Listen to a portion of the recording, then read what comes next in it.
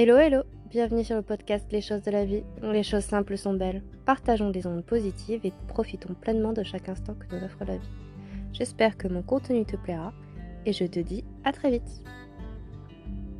Point de non-retour. Au bord de la rupture.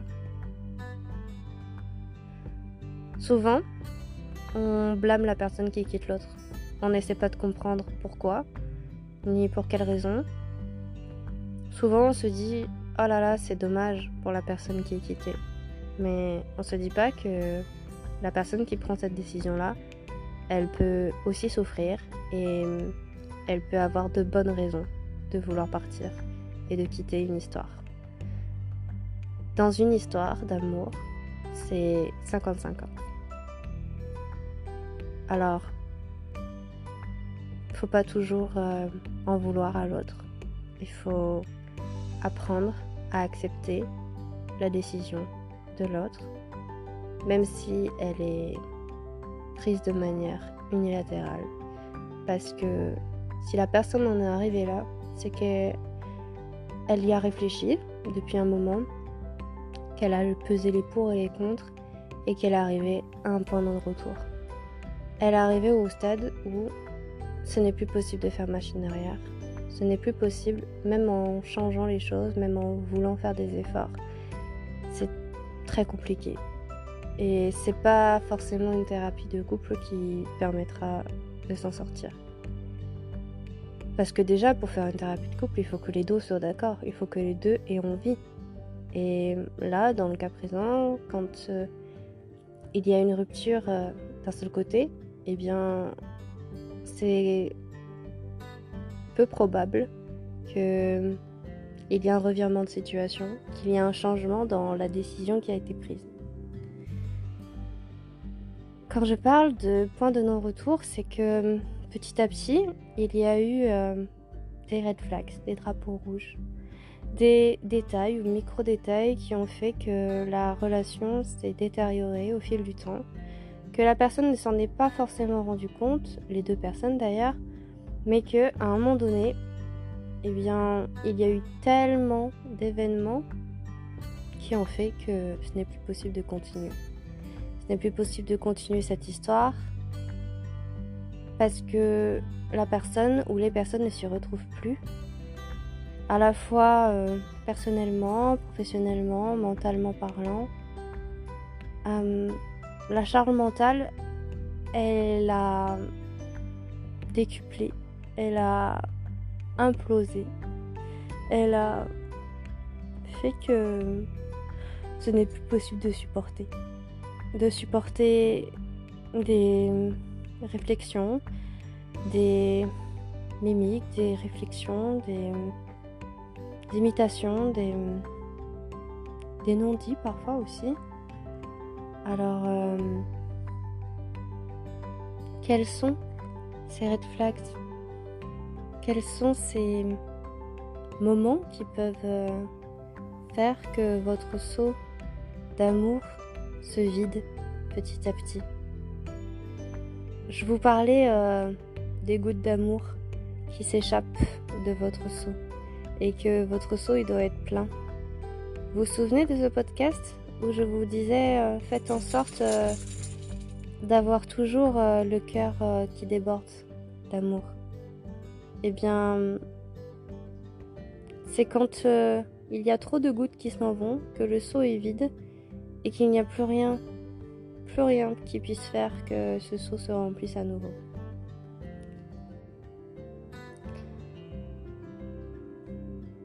Souvent, les red flags, on n'y prête pas attention, on est dans le déni.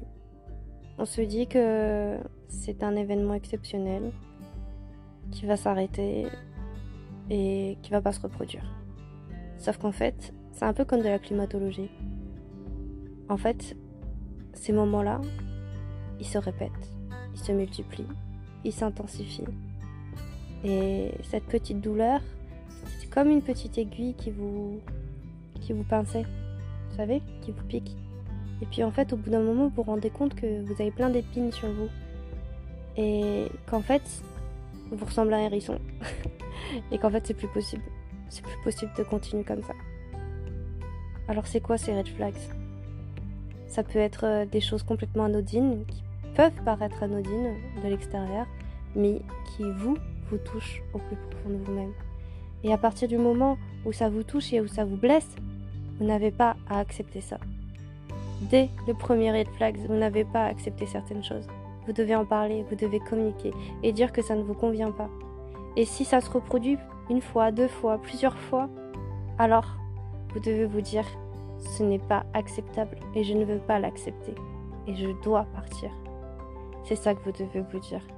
C'est que malgré tout l'amour que vous portez pour quelqu'un, si cette personne vous blesse à plusieurs reprises, sans se remettre en question, sans vouloir changer les choses, vous devez partir. Vous ne devez pas accepter ça. Vous ne devez pas accepter des paroles perverses. Vous ne devez pas accepter des paroles négatives. Vous ne pouvez pas accepter que quelqu'un vous dénigre ou vous abaisse. Même si c'est sur le ton de l'humour, ou même si la personne s'excuse en disant « c'était de l'humour, c'était une blague ». Ça n'est pas une blague. Parce que quand vous aimez quelqu'un, vous ne lui dites pas des choses négatives. Vous ne lui dites pas que ceci ou cela ne lui va pas pour la blesser en fait, ou pour dire... pour rigoler. On ne rigole pas d'un physique, on ne rigole pas d'une assurance, d'une apparence, on ne rigole pas d'un état de fatigue ou d'une maladie, on ne rigole pas de ces choses-là. L'humour a ses limites. Et quand on aime quelqu'un, l'humour, ça ne peut pas être un bouclier, ça ne peut pas être une barrière pour se protéger. Quand vous aimez quelqu'un, vous l'aimez pleinement et vous ne cherchez pas à blesser l'autre. Même avec des imitations, même si au départ l'imitation, elle est mignonne. Si vous continuez à imiter cette personne plusieurs fois, c'est que quelque chose vous dérange, c'est que l'action que fait l'autre vous dérange. Alors, n'acceptez pas ça, n'acceptez pas d'être moqué. Même pour de l'humour, n'acceptez pas des paroles négatives parce que ça va noircir votre vision et votre vision de vous-même et votre confiance en vous. Vous allez commencer à la perdre et à partir du moment où vous n'avez plus envie de rien, où vous n'avez plus envie de faire d'efforts, ne serait-ce que niveau vestimentaire, si vous n'avez plus envie d'être belle ou d'être beau, de vous apprêter, de bien vous habiller, de vous maquiller ou d'être rien que pour vous-même, avoir une belle apparence, c'est que déjà vous avez perdu quelque chose d'important. Vous avez perdu l'envie de plaire, l'envie d'être désiré et de vous rendre désirable. Et ça, c'est un petit signe d'alerte. Quand vous commencez à ne plus vouloir faire attention à vous, à votre apparence, vous mettez des jeans baskets, vous pouvez le faire de temps en temps. Mais si ça devient récurrent, si ça devient journalier, alors c'est qu'il y a quelque chose qui cloche. De la même manière, si vous passez de moins en moins de temps avec l'autre, que ce soit prendre une douche ensemble, quelque chose de complètement anodin, que ce soit de passer du temps sur le canapé, à discuter, à prendre soin de l'autre, à écouter l'autre, à écouter et être admiratif et de l'autre, à vouloir savoir comment était sa journée, à s'intéresser à l'autre tout simplement.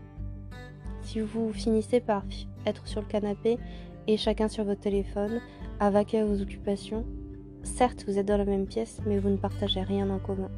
Alors au début c'est mignon, au début, et puis petit à petit vous vous rendez compte que vous n'avez plus rien à vous dire. Vous n'avez pas envie de savoir ce que l'autre a fait, ou tout simplement voilà d'échanger. Ça c'est aussi un red flag. Et comme je vous disais, les petites réflexions du genre ah t'as vu comment t'es habillée, ça te met pas trop en valeur hein. Ou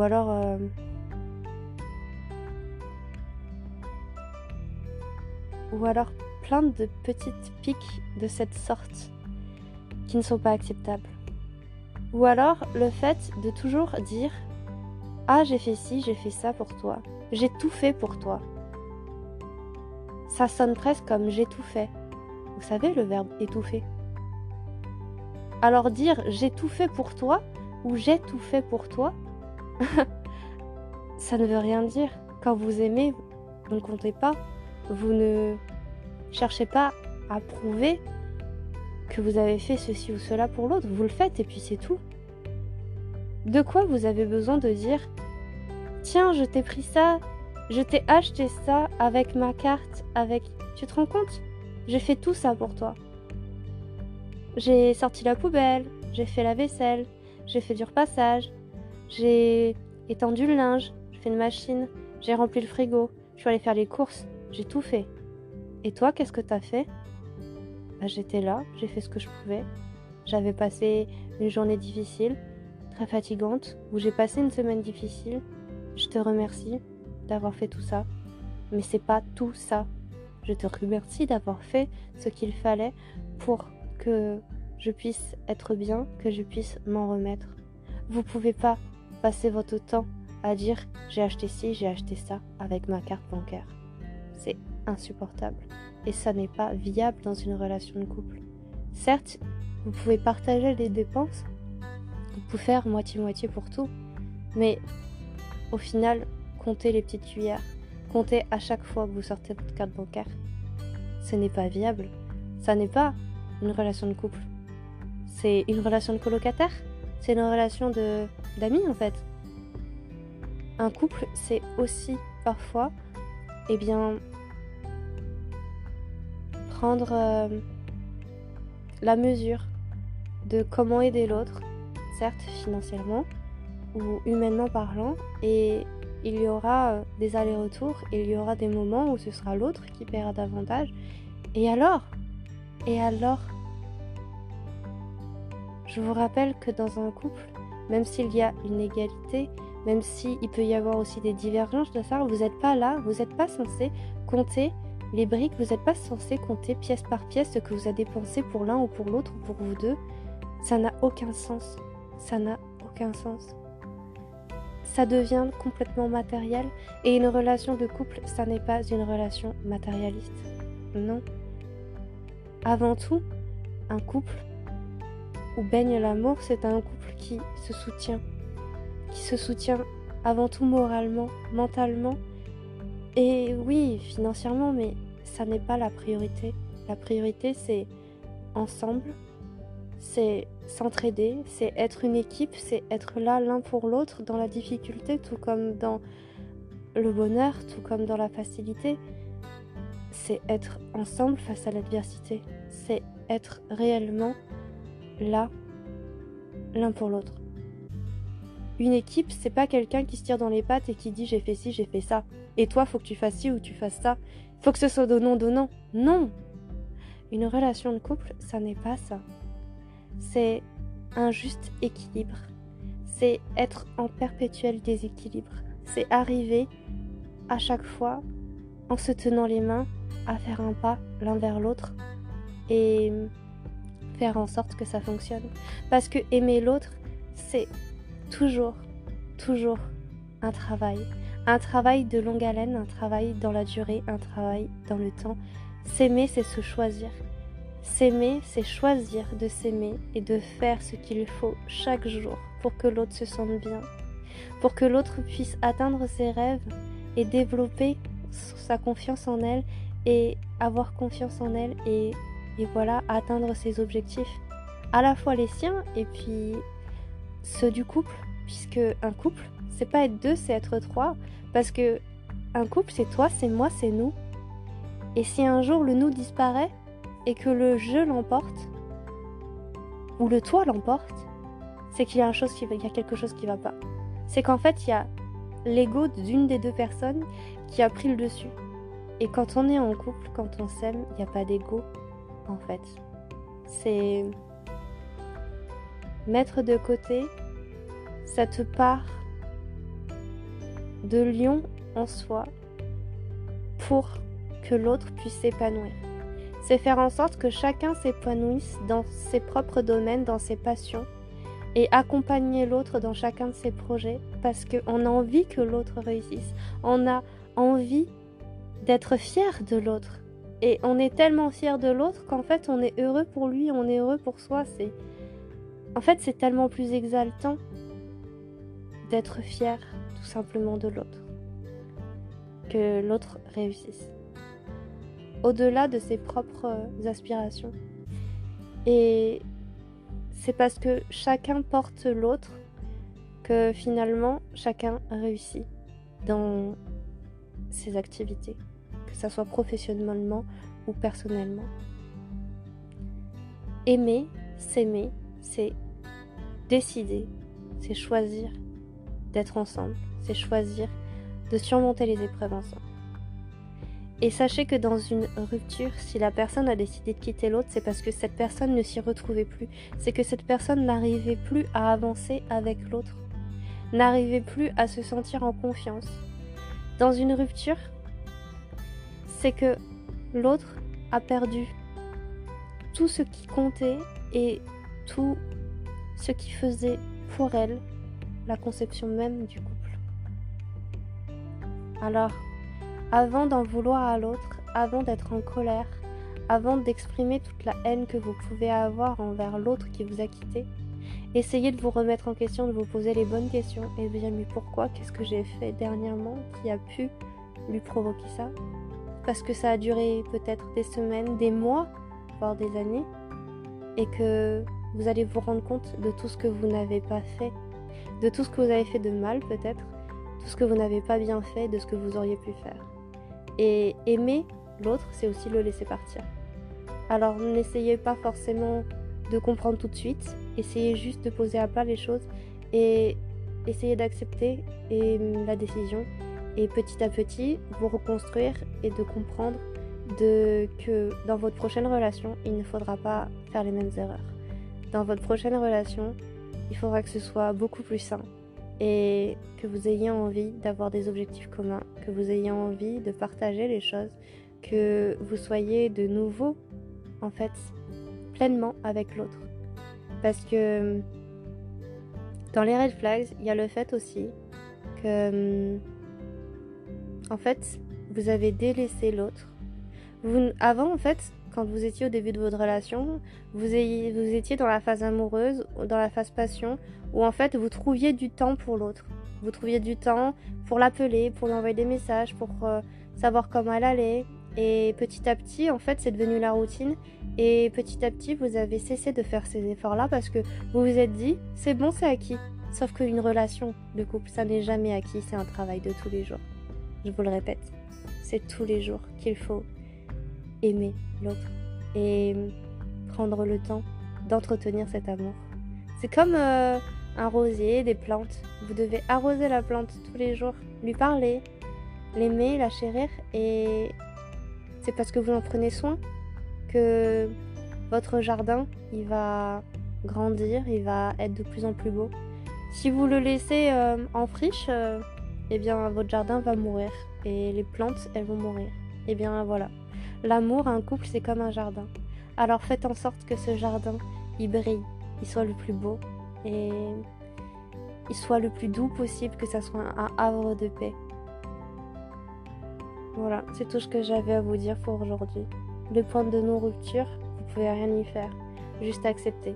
Mais par contre, vous pouvez ne pas reproduire les mêmes erreurs. Alors je vous souhaite de rencontrer une personne qui saura entretenir ce jardin avec vous, qui voudra entretenir ce jardin avec vous et qui fera en sorte que ce jardin soit le plus beau, le plus doux et le plus calme et le plus serein possible. Je vous souhaite tout ça. Je vous souhaite, comme le dirait Vita dans sa chanson, un dimanche avec toi. Je vous souhaite que vous puissiez traverser les tempêtes, que vous puissiez vraiment, vraiment aimer sincèrement, profondément, intensément, avec complicité, votre relation.